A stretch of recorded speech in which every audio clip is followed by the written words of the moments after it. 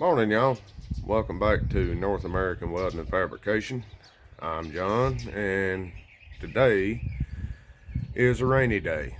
Rainy days are generally used for maintenance, so I'll be doing some maintenance. The problem that I'm having is this 2008 Dodge Ram 3500 is only 15 years old and has 271,000 miles on it. All that being said, that 6.7 Cummins has been trying to grenade that G56 6-speed manual transmission the entire time it's been alive. And here lately, the G56 has decided that I don't need third or fourth gear, and that's just not going to do for me. As heavy as this truck is, I need to be able to get on it and get on out of the way. All that being said, that transmission cost a pretty penny. You can't find one used, and if you do find one used, it needs to be rebuilt. So you go through the process of pricing a rebuild or whatever to get that transmission rebuilt to where it'll handle what I need it to handle. I'm looking at about $5,000, and that's if I turn that transmission in as a core. So I'm not doing $5,000. I'm not doing anything anywhere near close to $5,000 right now. What I'm going to do is I'm going to wake baby up, and baby is about to be my backup welding rig until I can come up with some stuff to fix the Dodge. I done walked all the way up here and left the key down there in the Dodge. But anyways, baby is a 1977 Ford F-350, obviously two-wheel drive, and I gave a feller $1 for this truck probably 6 to 8 years ago. And yeah, you know, I've had to do some stuff to it, but 46-year-old truck was sitting in a field, and I revived it and drove it home. I rattle canned it black.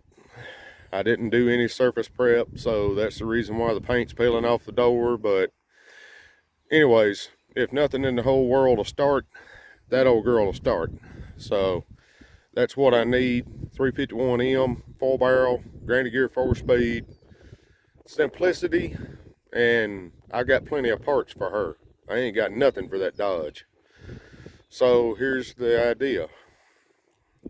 I'm just gonna go down there and get the key, and then I'm gonna fire baby up. She needs a set of front brakes.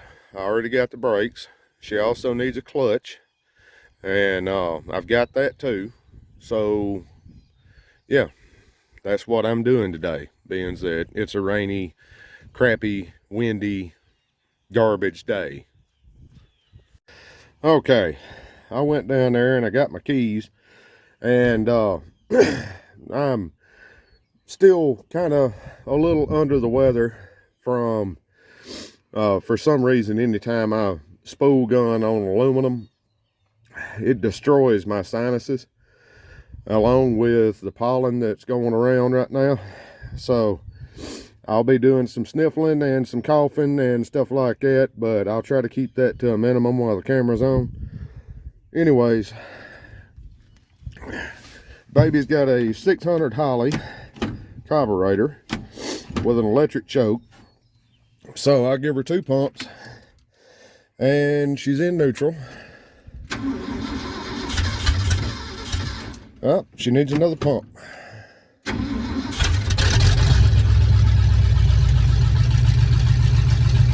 Alright, now she's awake.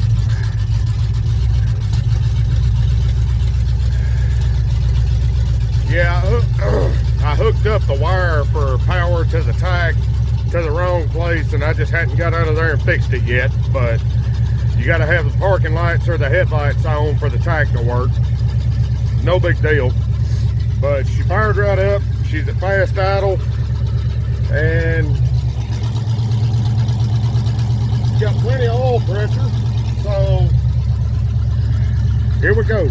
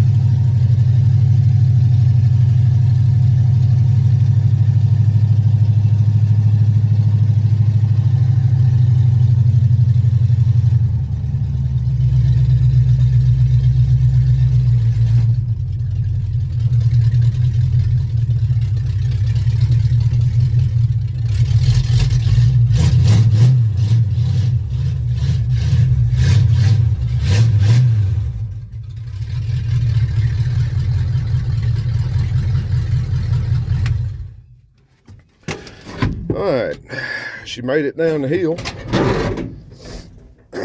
Like I said, I dailied this truck for like 3 years straight. And yes, I've had to do some stuff to her. I used to be very, very abusive to vehicles. But anyways, when I first got her, she had a 2-barrel 400 in her, and that engine ran great. It was a good engine all the way up until the oil pump locked up in it going down the road. And when the oil pump locked up, luckily it sheared the little roll pin in the bottom of the distributor, so the distributor quit turning, which in turn shut the engine down. So it wasn't under power without oil pressure. And I snatched that motor out, put an oil pump in it, rolled some new bearings in the bottom side. Crank was still good, didn't need to be turned. Anyways, I threw a cam in it while I had it out. And then I learned a very valuable lesson about camshafts. Today's lifters, especially hydraulic flat tappet, unless you're getting a set of milling lifters or something like that, or you're sending them out and having them hardened, you're going to wipe a cam lobe with a hydraulic flat tappet cam on the break end. I know because I did it. Anyways, that killed the 400, and I didn't have money to completely rebuild it at the time, so I had this running 351M in another truck, snatched it out, threw it in here. There she is. Now, under the power of the 351M, I drove this truck for a good long time, and she was, you know, reliable, good truck.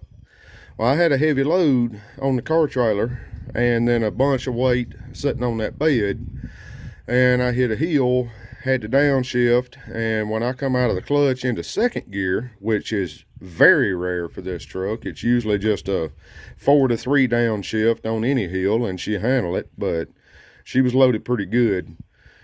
Anyways, the main caps that hold the carrier in the Dana 70 rear end that it came with, one of them decided to break, so the torque force and all that tried to push the carrier out the inspection cover on the rear end. I barely got it up the hill. Anyways, she had to go back on tow truck.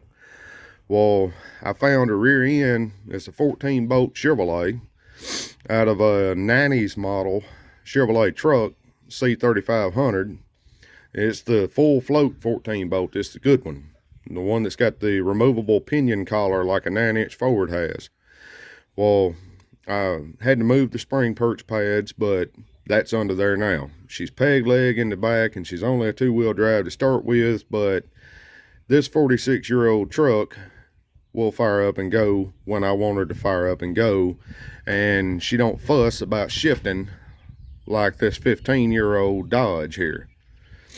Now, I don't know how many miles the Ford has, but I do know that Ford made a better truck in the 70s than anybody has ever made at all. So, and by the way, I'm not biased at all. I have zero brand loyalty at all. I just know that 73 to 79 Ford truck, great truck. 73 to 87 Chevrolet, great truck. If it's a Dodge, it's kind of hit and miss. And pretty much as a general rule of thumb, if it came with a steel dashboard and a carburetor on the engine, it's probably a good vehicle. If it didn't, it's probably junk. So, all that being said, you're now introduced to baby, and I got to get the front wheels off and get busy on swapping these brakes out. Alright, so I went and grabbed a bunch of tools, and here we are. The lug nuts are a 1-inch socket is what they take. I believe they're a 9/16 stud, but oh, that's irrelevant. Here we go. Yes, I'm using my battery gun because it's quieter than an air compressor.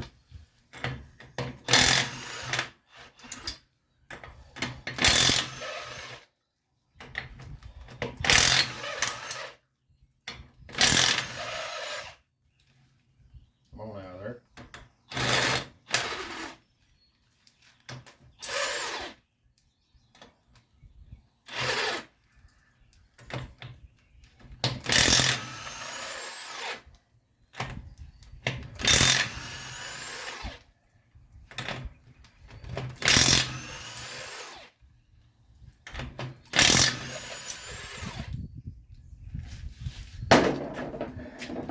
That's another good thing you don't get with a new vehicle. You get a place to put stuff. I can speak from personal experience. Anything you leave in this area, once that hood's shut, you can roll this thing down a hill. Side to side, end over end, it don't matter. Whatever you left there, still gonna be there.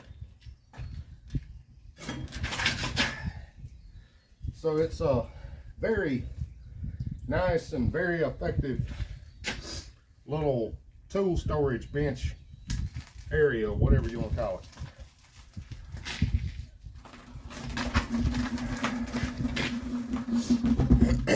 All right, get y'all a little closer view. See if I can turn some light on. Obviously, that rotor is trashed.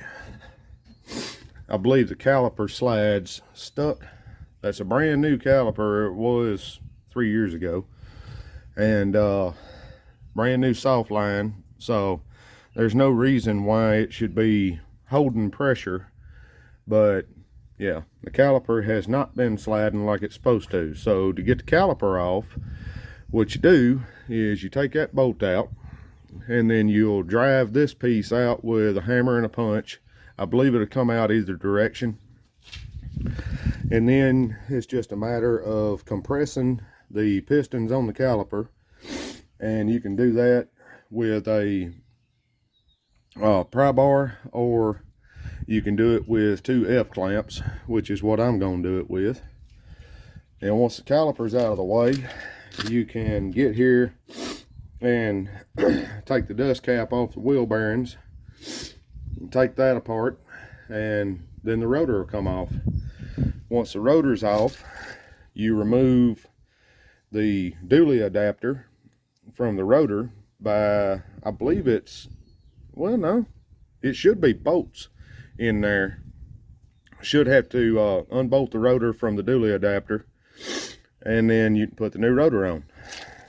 So that's what's going on now.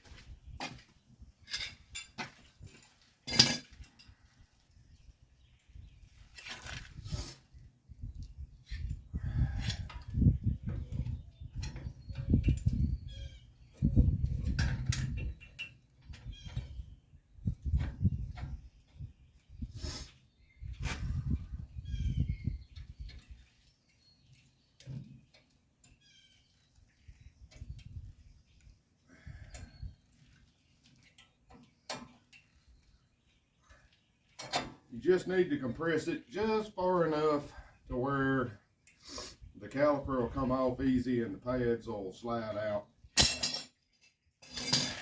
Once you go together with your new pads, you'll want to compress it all the way, but we ain't got to right now. Alright, I need a socket.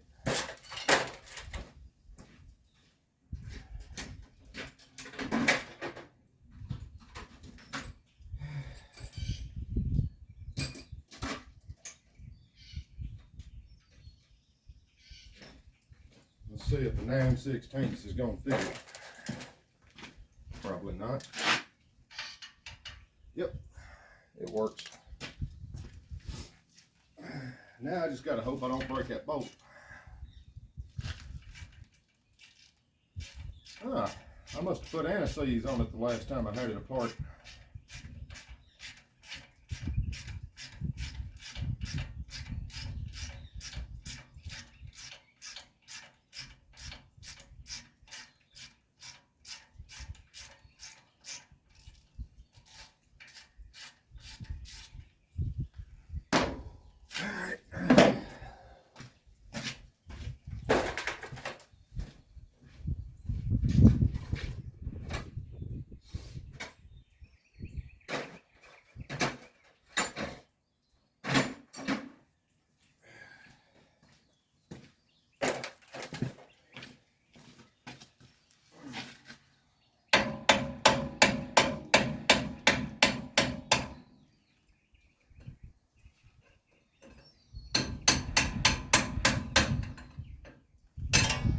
Come on.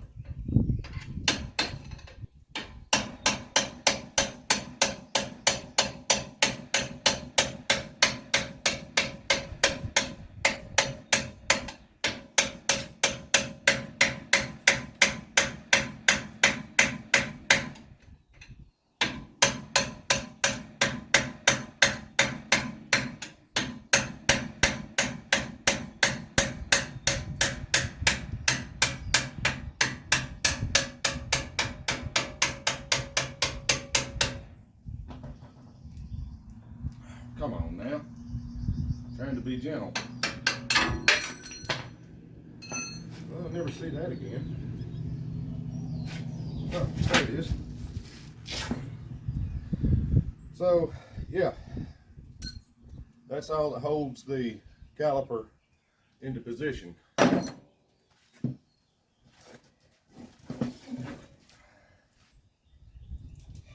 let me go get a bucket. Too late.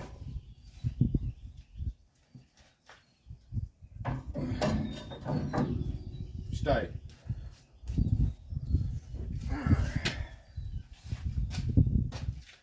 I need something to set that on. Don't want it hanging from that line. Oh, there's a block of wood.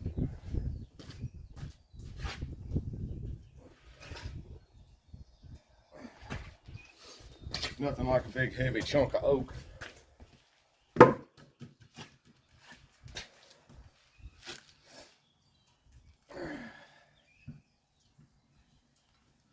There. Now it's not hanging from the line, even though there's not really anything wrong with it hanging from the line. As long as you don't kink the line, you'll be fine. Wheel bearings are still good. No movement in the kingpin. So, yeah, it's just a simple brake job now.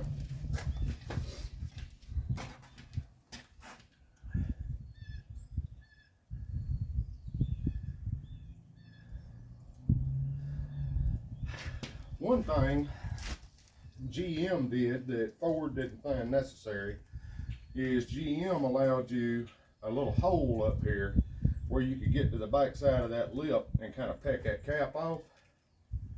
Ford didn't bother doing that, but that's no big deal. Reach in there with a big pair of knuckle busters and she'll come out.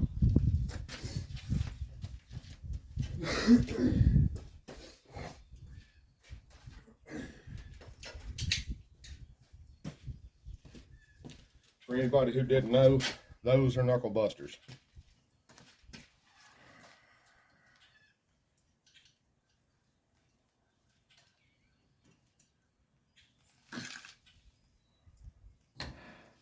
See, nice and easy. Now I just got to get the quarter key pin and the nut.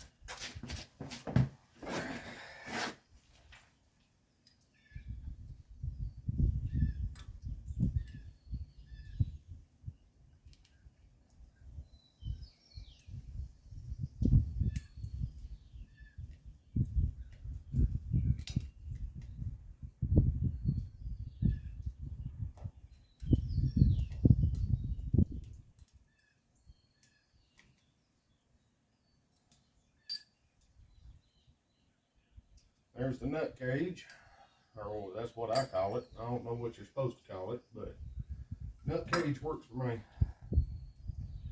And that nut is not finger tight, so that's the way it's supposed to be. Let's see if this 1-inch socket fits it. Probably not. Nope. It's going to be like a 1 1/16, 1 1/8. Something in that neighborhood.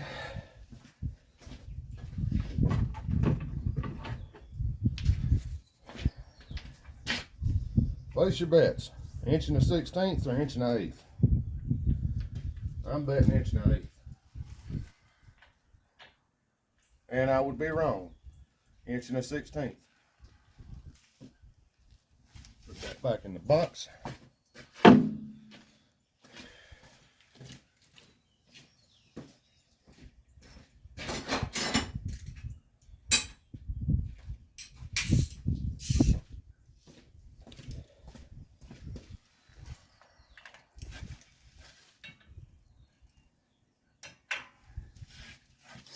There it is, broke loose.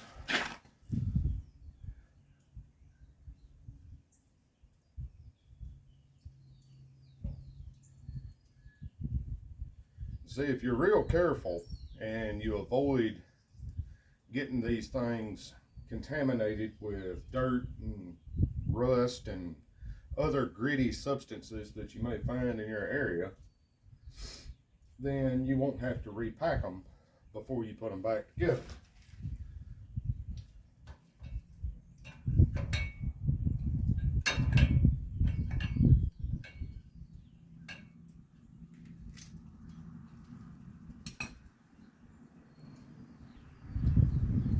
Oh, of course, now it just comes out easy now that I got the socket in my hand in case I need it. But yeah, just throw that nut in the bearing cap cup and give the rotor a little peck.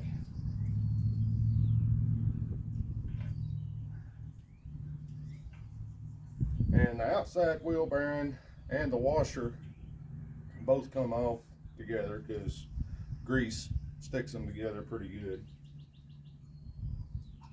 Lay them in that cup. Now the rotor's ready to come off.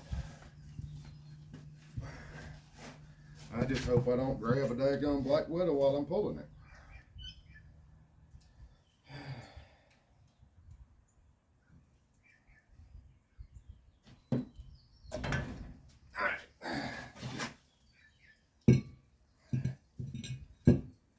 I believe that wheel seal is going to be fine. I was thinking I was going to have to replace it, but I might get lucky. Let me get some rags.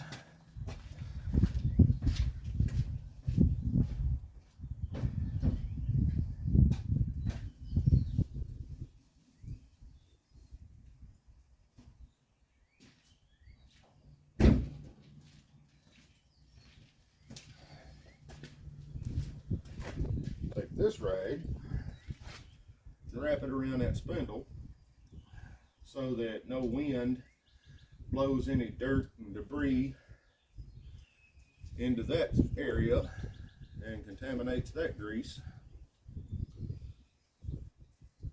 Good enough. And then I'll take these couple rags, put some right there,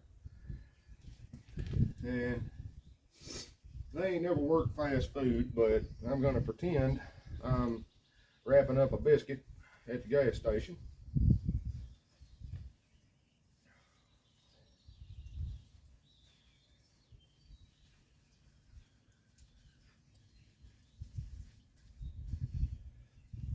Protectified. And now you take the remaining rags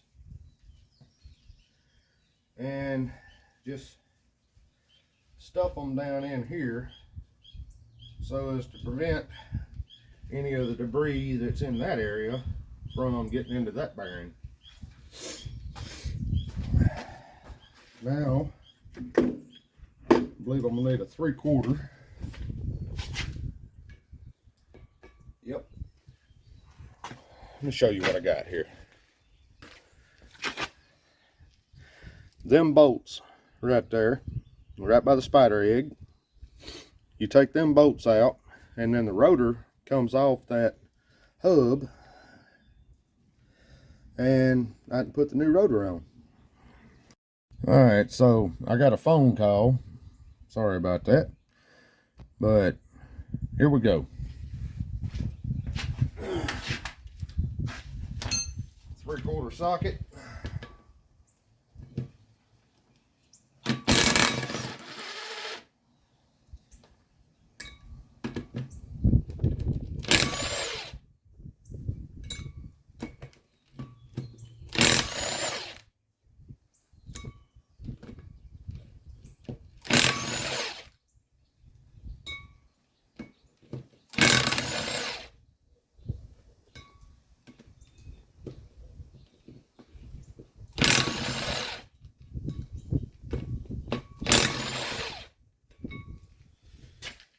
One more.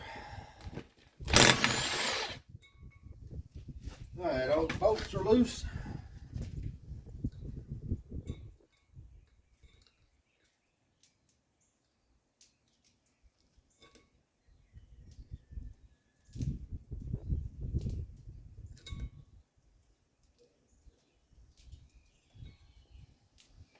You got 8 bolts and 8 flat washers.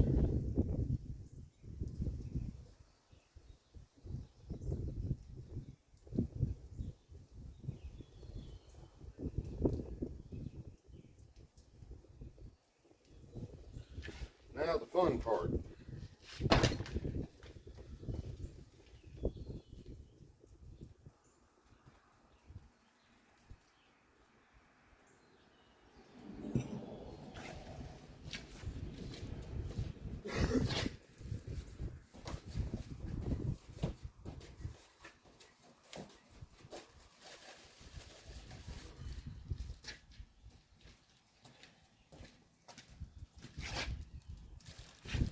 Alright, as you can see on the new rotor, that hub is supposed to just slip out of the rotor.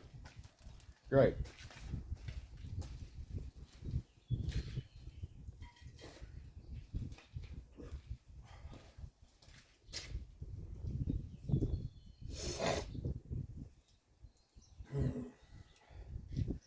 I got to come up with some riggings here, so be right back. Alright, so I grabbed a couple jack stands. Let's see how this don't work.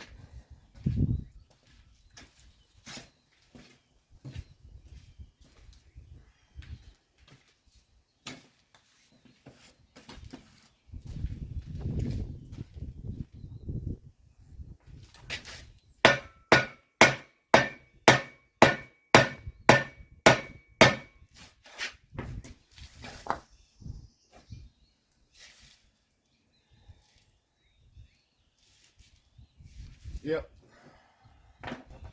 it didn't work, just like I thought. Probably going to end up having to apply some heat to that rotor, which is something I don't want to do.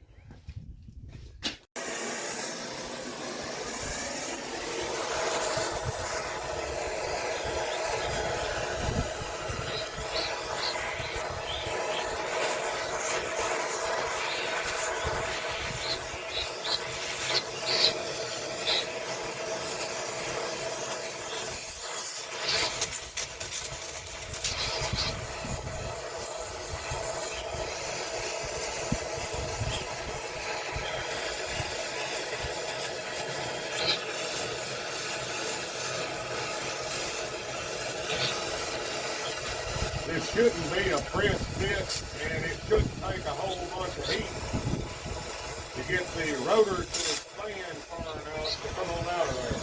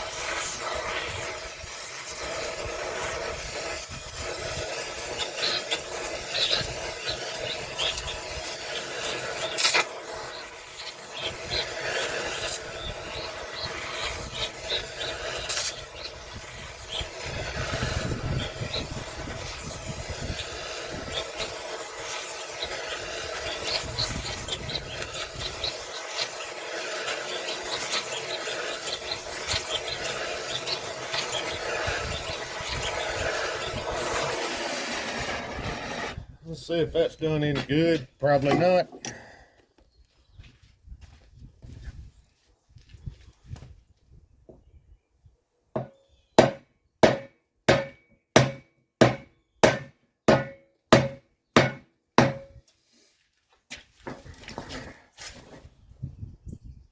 It moved.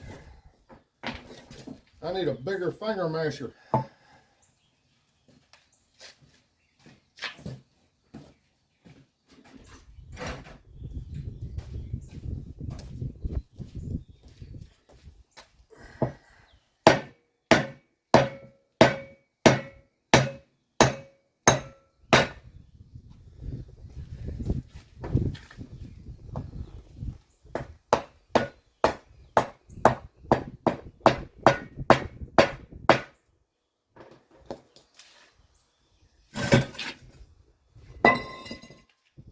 And the old rotor's off.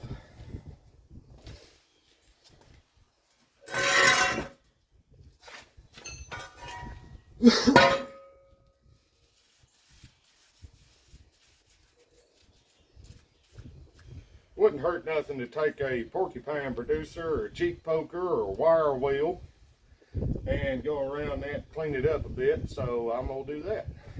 Alright, so now that's cleaned up, might stick the new rotor on it.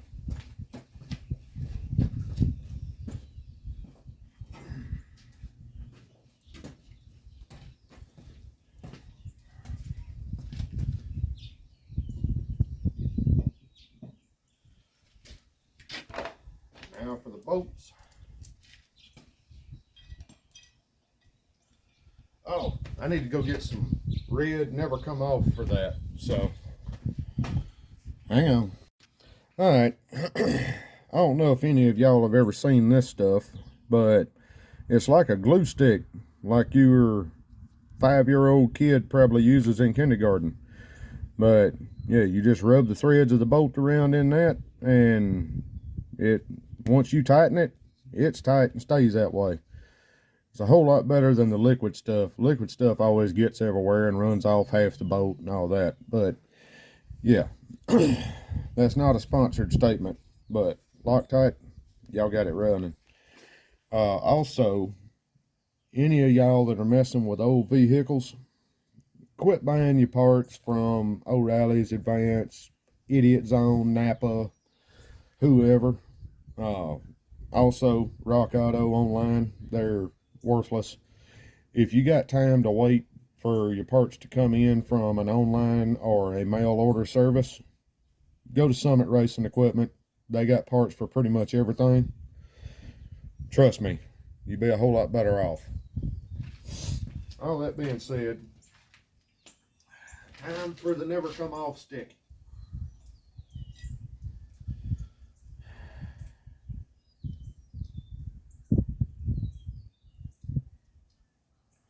Kind of smells like fishing tackle. I don't know why.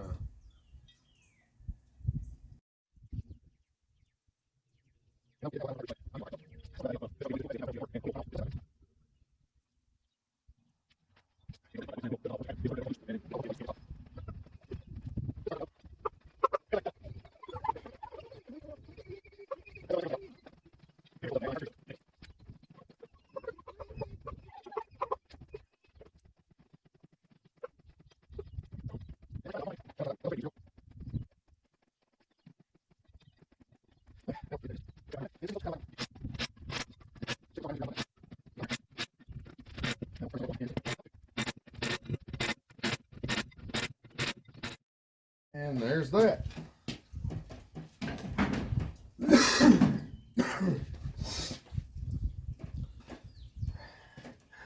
Now, she's ready for a little bit of fresh grease on the spindle, and then I go back together.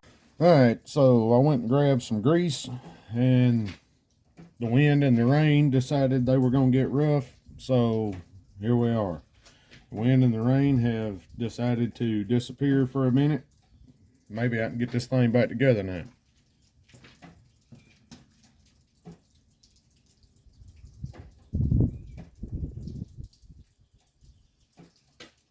Slimy.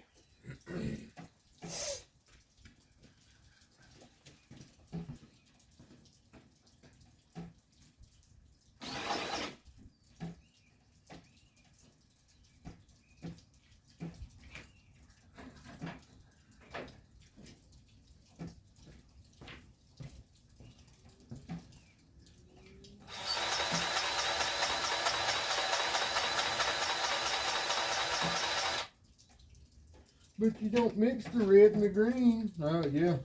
Yeah, it'll be fine. Red grease, green grease, it don't matter. Grease is grease. We want this nice and greasy.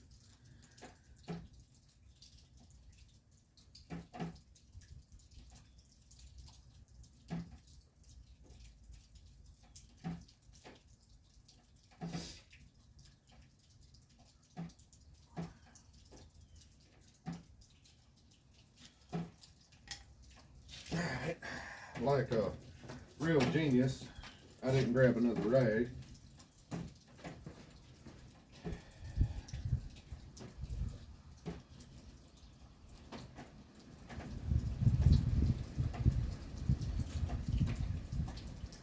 So I gotta grab some rags.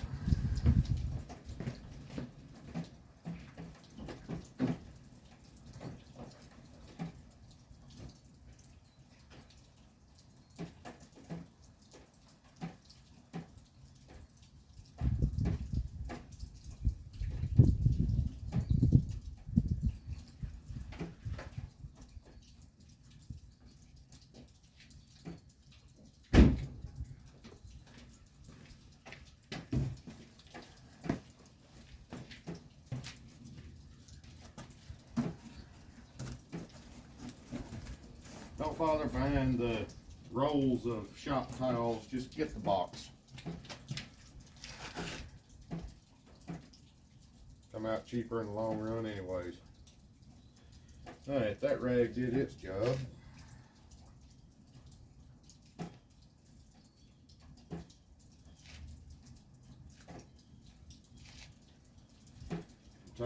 Put just a little dab of grease around this seal.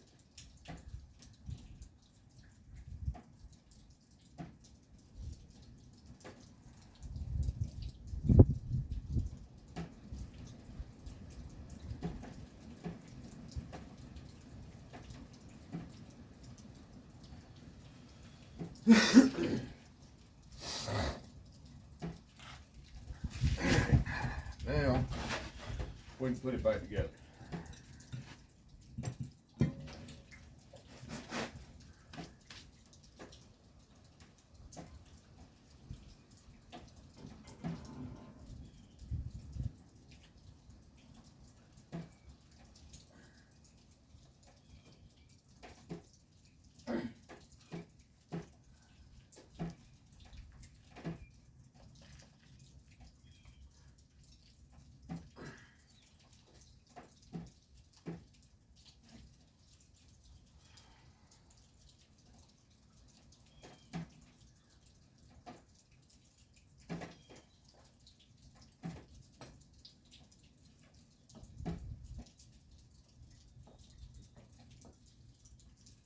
Gonna wrap our little gas station slash McDonald's biscuit.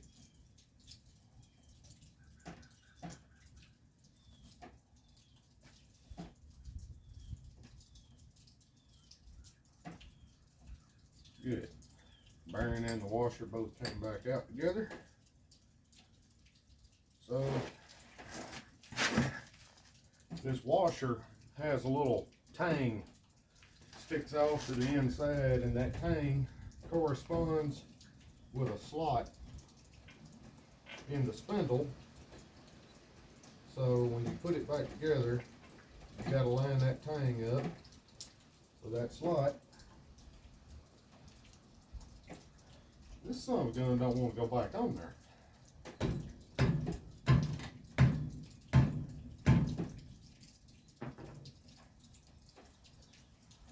No matter. Go ahead and start the nut.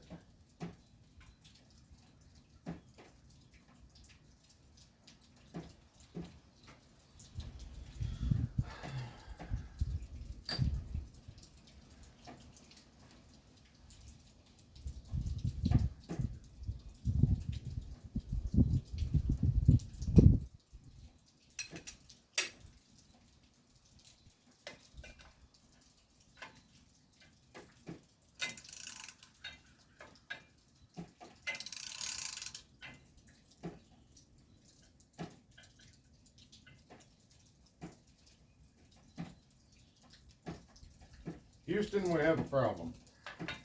I think maybe that inside bearing turned sideways or something. It's not going all the way up on the spindle like it's supposed to. Oh, now it is. It just decided to act right for once.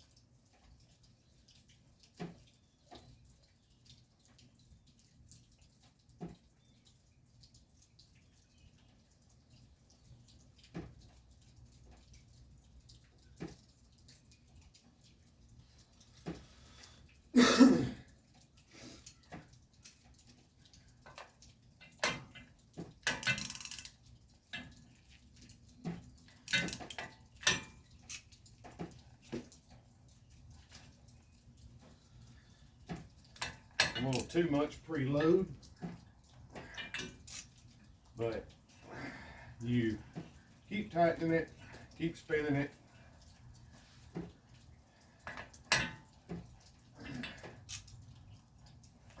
Now it's tight, and you just back it off until there's no tension,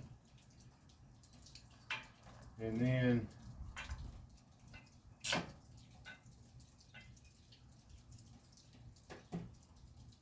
give it just a little. Now for the keeper, it goes on like so, and then the Carter key. I have to take my Leatherman and do a little adjusting on that.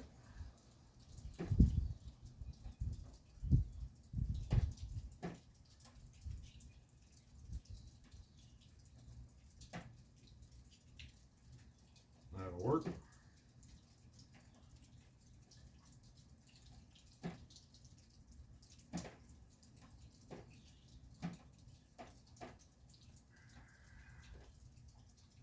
Bend the tangs up. Normally I don't bend both tangs, I'll just bend one, but if I don't bend both of them here, then the cap won't go back on correctly, and that's just no fun.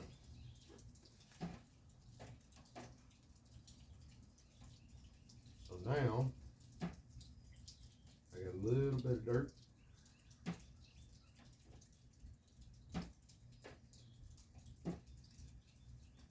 Sure, wipe the dirt on your jeans instead of the rag that's right beside you. Smart. I like to take these cups and just put a bunch of grease on them.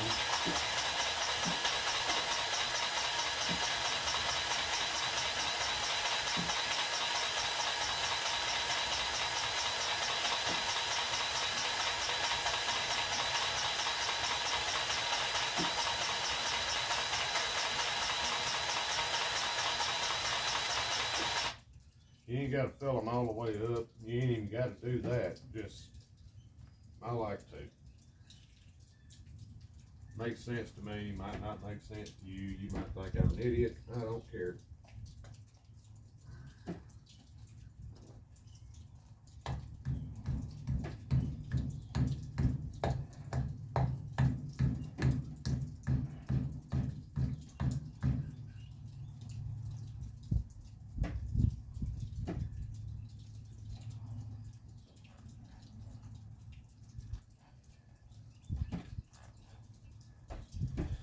Okay, new brake rotor installed. So now for the other fun part, put the new pads in. And for that, I might have to move the camera. Let me see.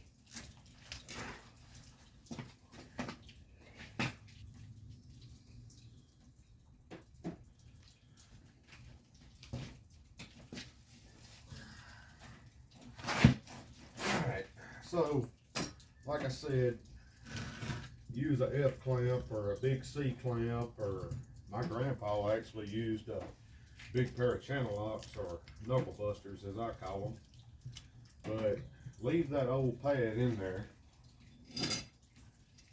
and use your clamp or your pliers or whatever to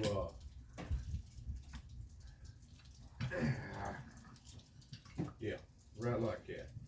You just got to get in there, right like so, and then as you apply pressure, it'll shove the pistons back in the caliper and allow you to compress the caliper.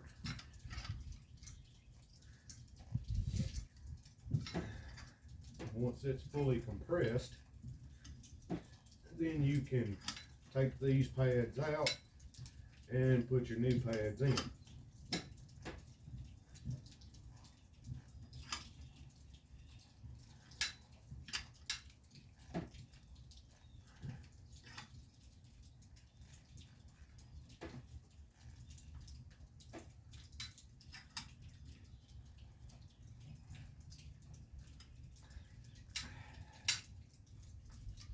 Now that's compressed.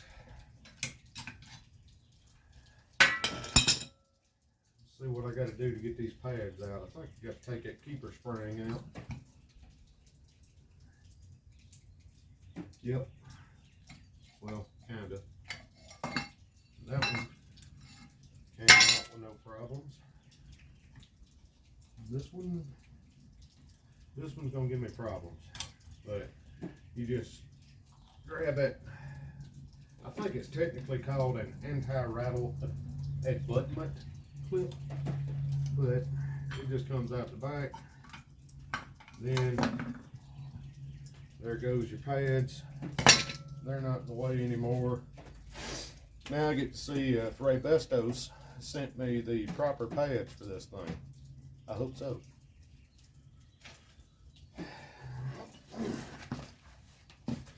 Oh, don't fall, dummy.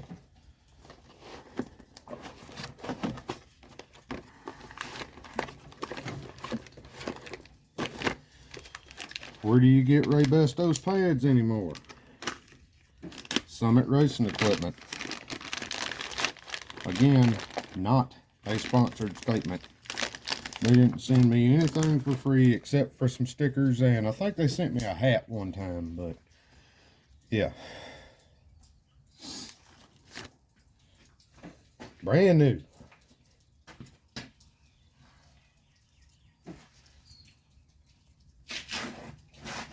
Literally brand new. Not by Script Garage brand new.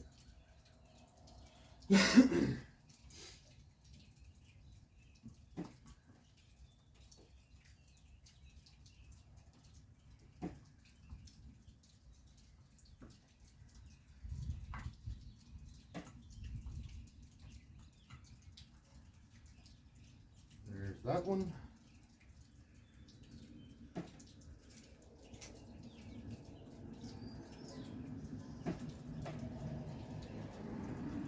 Well, apparently that used to be a spider.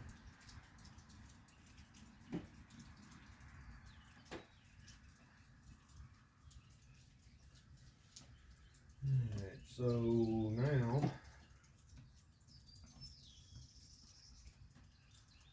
there's that one. Now I get to fight this spring back into position.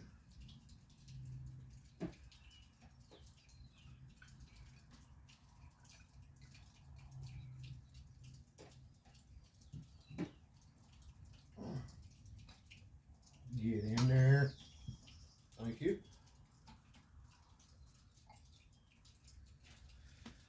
Okay.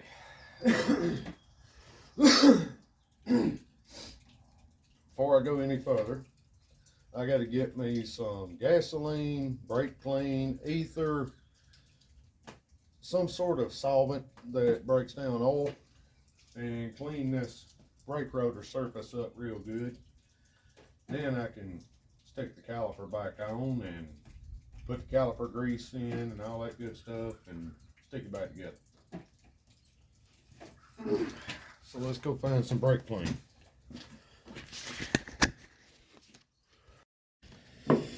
Alright, bug killer acquired.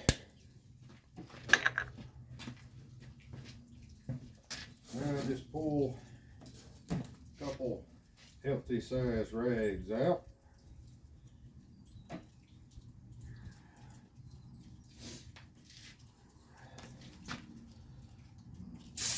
Just soak them down real good with some brake cleaner or bug killer, whatever you want to call it. I like to stick my hand right where the brake pads would ride and just rotate the rotor. Pretty effective.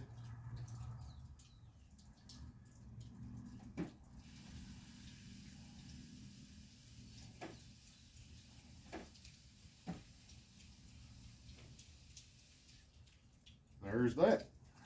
Nice and clean.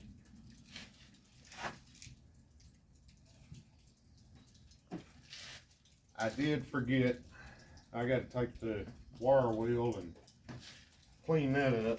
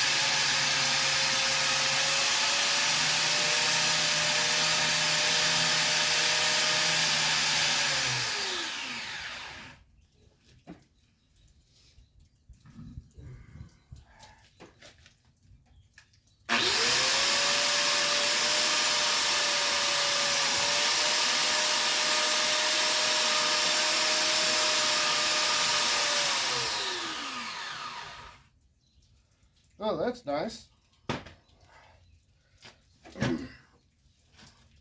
Stuck through my jeans into my leg the little piece of wire. That is the reason why I call them porcupine makers, and Derek from Vice Grip calls them cheek pokers. Sometimes that little piece of wire flies off and hits you in the cheek. I've personally actually had one fly through my jeans and into a very tender part of my body. Wasn't fun. Neither is trying to breathe when your nose is all stopped up. But anyway, that's nice and clean now, and I've sat back down, so I get to get right back up and get my caliper grease. This stuff.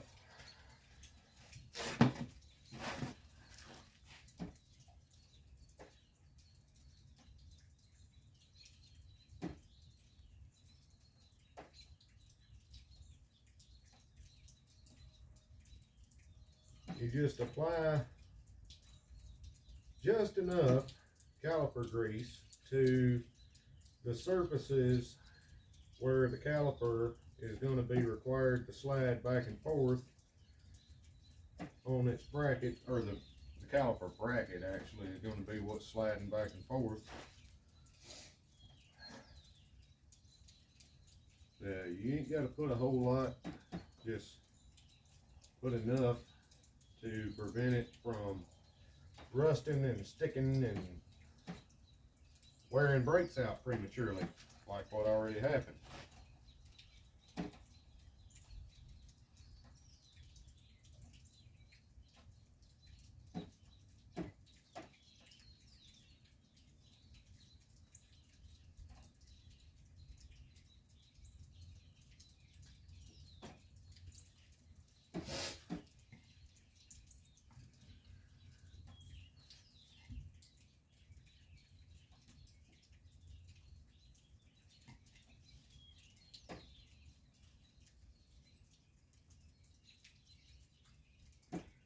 Yep, just brush it on there, right like so. Somebody that uses caliper grease all the time is probably in the comments saying, oh, you use too much, or I didn't use enough, or whatever. So now we've got the keeper, and there's my toothbrush. I'll clean it up with a toothbrush, because I'm not a big fan of eating pieces of steel, and this will probably fly out of my hand if I hit it with the porcupine maker.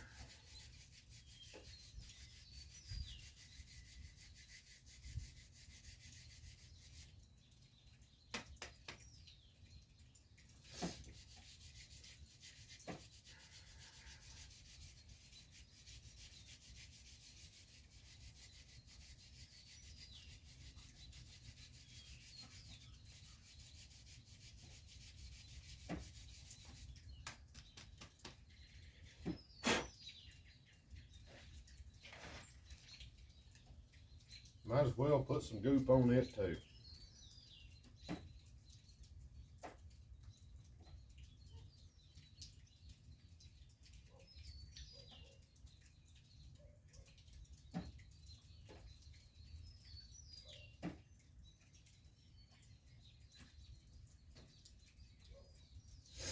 Hopefully later on today I'll be making a little trip over to a place called Albertville, Alabama, and picking up another little surprise for this particular truck. If not today, tomorrow, because today's Friday and I ain't working tomorrow. Well, I'm working, just not getting paid for it.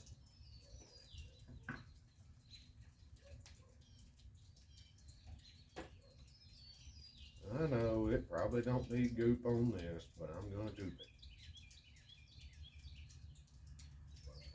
it. Drop it right in the dirt. That's smart, dummy.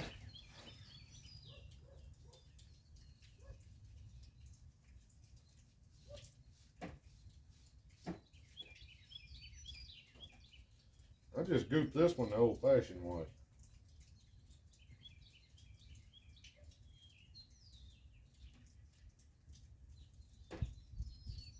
You really should be wearing gloves. No. My grandpa was 80 years old and he's been messing with grease and oil his whole life, and he don't wear no gloves. He's fine.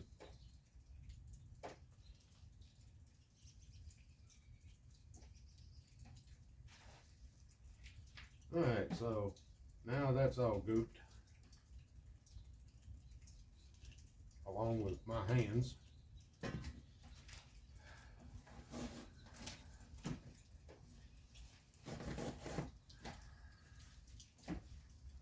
Just slightly de-goop my hands right quick, and then I'll grab that caliper and stick it in place.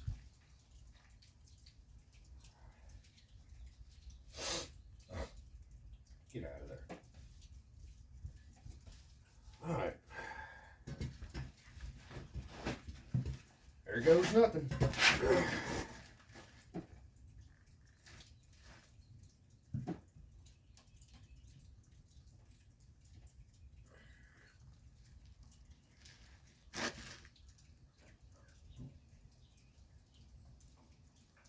Ah.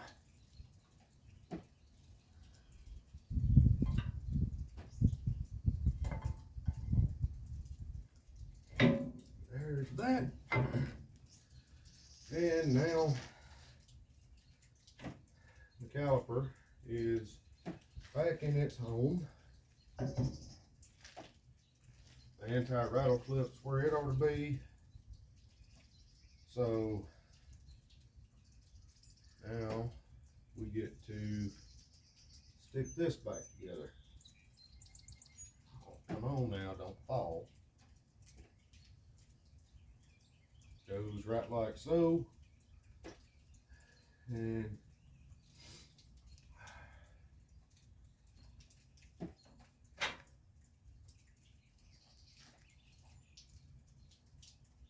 something ain't right.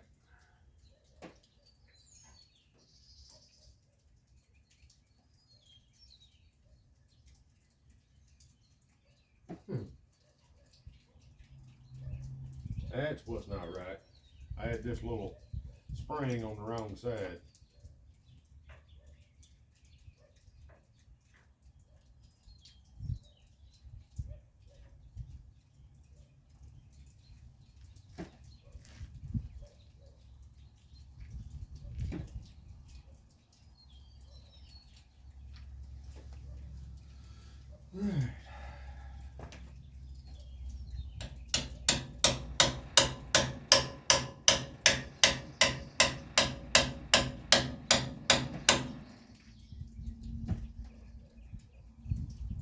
That is definitely not right.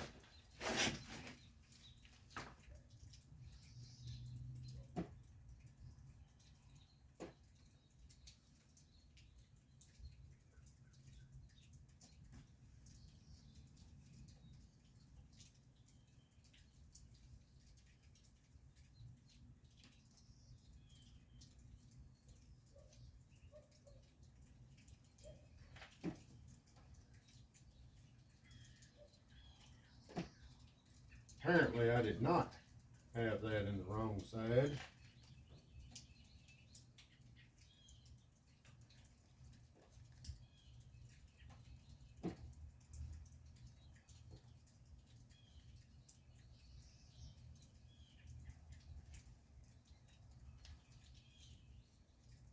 What is going on here?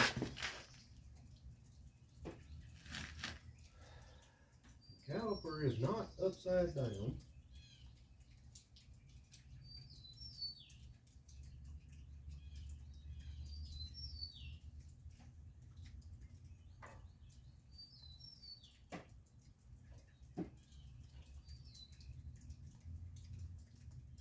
What the hell?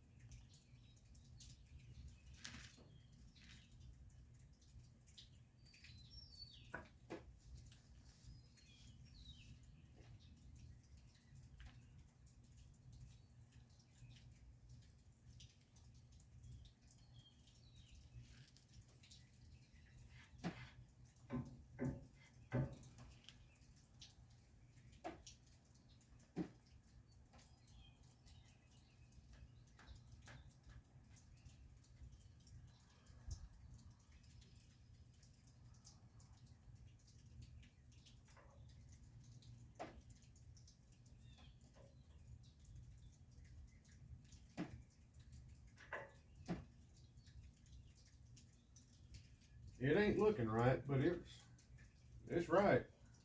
That's how it come apart, how it goes back together.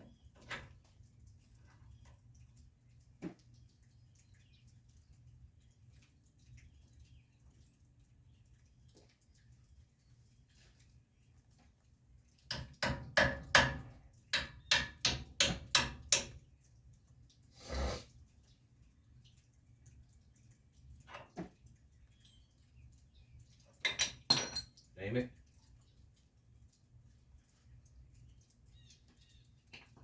Go on, roller power.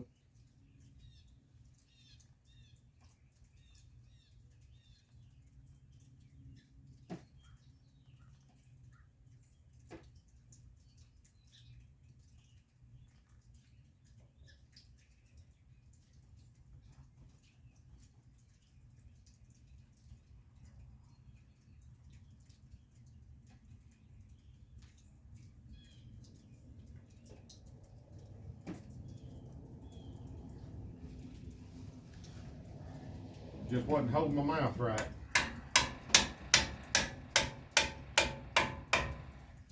That's how it goes.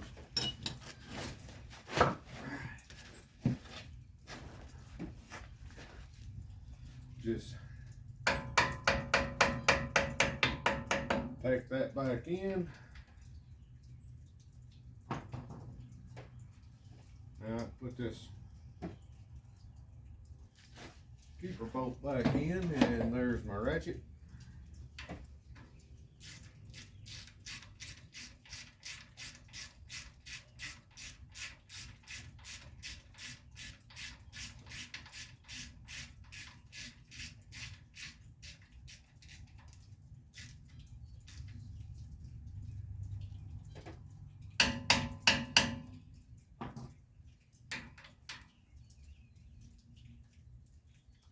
You don't want to put a whole bunch of torque on that bolt because you will break it off. But yeah, let me get y'all down here.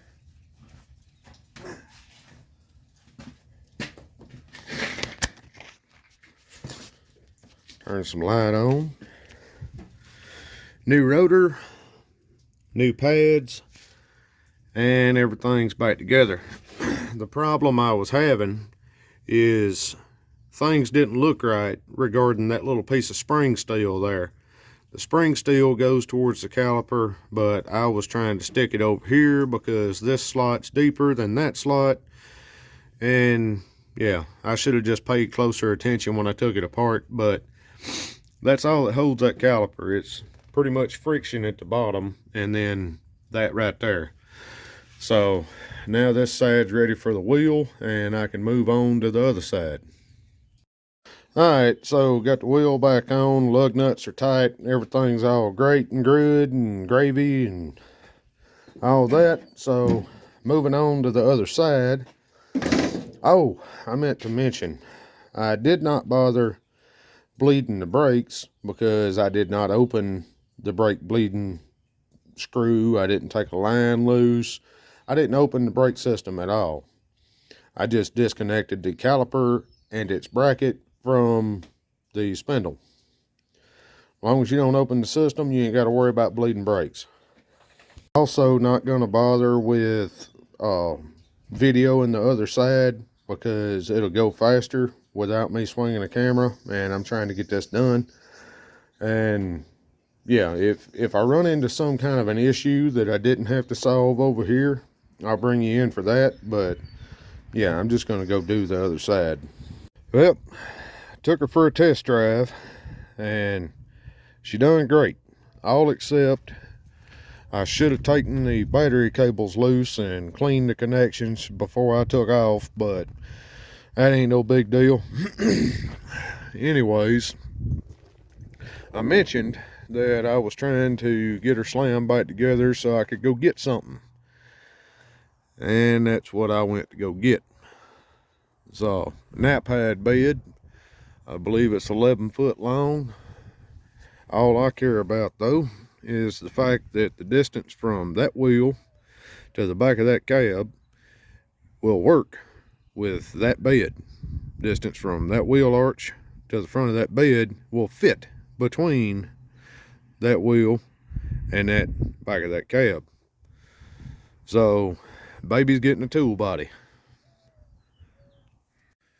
That there's gonna be the end of the first episode of turning my 77 Ford into a welding rig, or making a welding rig part one, whatever I want to call this video. I ain't made my mind up yet. But anyways, there is a whole lot more coming. I still got to take the motor out of the truck, put a clutch in it, mount that body, uh, fix a bunch of body panels that are in very, very bad shape, like the grill, front clip, doors, all that good stuff. So anyways, I'm working on all that, and hopefully y'all hang around to watch all that, because that's going to be what I'm driving to finish the aluminum dump wagon and make enough money to put my Dodge back on the road. So yeah, anyways, thanks for watching.